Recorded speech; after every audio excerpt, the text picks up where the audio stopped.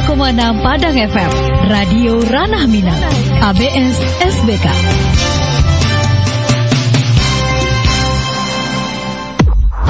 Anda tengah mendengarkan KBR, radio berjaringan yang berpredikat terverifikasi oleh Dewan Pers.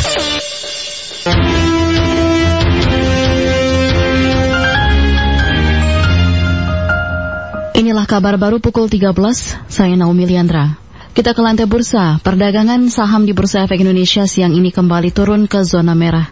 Dikutip dari data RTI Bisnis, IHSG pagi ini dibuka di zona hijau posisi 7.077. Indeks sempat menembus level tinggi di posisi 7.135 sebelum kemudian anjlok ke level terendah di zona merah di posisi 7.043. Lebih dari 300 saham terkoreksi, 170-an saham menguat dan 150-an saham stagnan.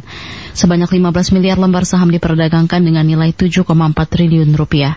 Sementara itu sebagian besar bursa saham utama Asia bergerak menguat. Untuk mata uang rupiah diperdagangkan melemah 0,24% di posisi 15.112 rupiah per 1 dolar Amerika Serikat.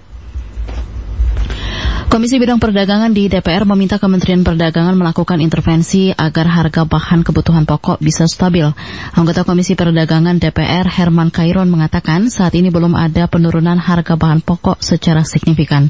Bahkan harga sejumlah komoditas bahan pokok justru stabil di angka tinggi. Ya, relatif stabilnya stabil tinggi. Ini hanya momentum-momentum saja yang kalau dinyatakan bahwa kita stabil dan aman tentu tidak dirasakan oleh rakyat.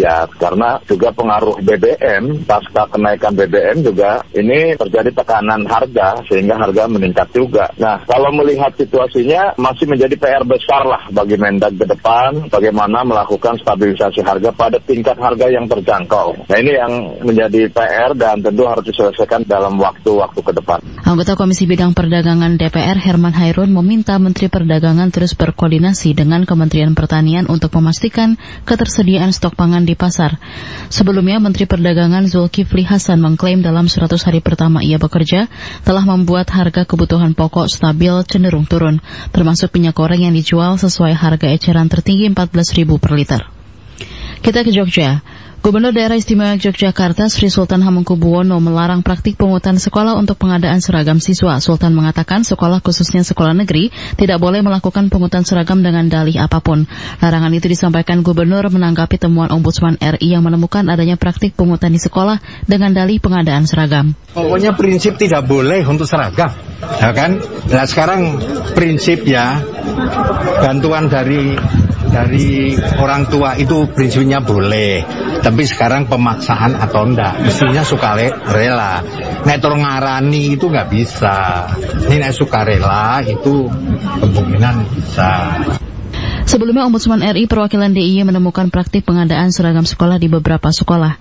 Dari hasil temuan itu rata-rata selisih harga seragam per paket lebih tinggi hingga Rp500.000 dibanding harga pasar. Jika diakumulasikan, keuntungan hasil penjualan seragam sekolah mencapai 10 miliar rupiah.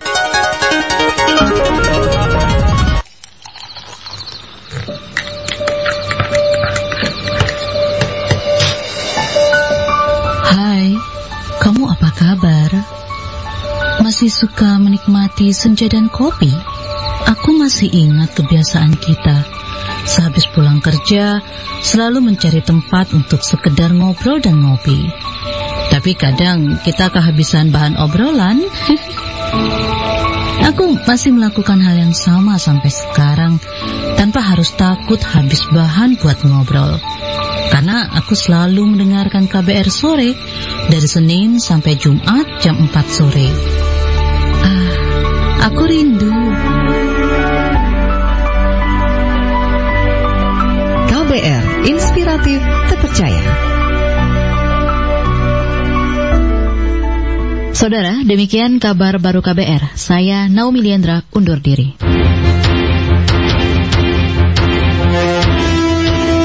Demikian afiliasi Radio Suara Padang dengan kantor berita Jakarta.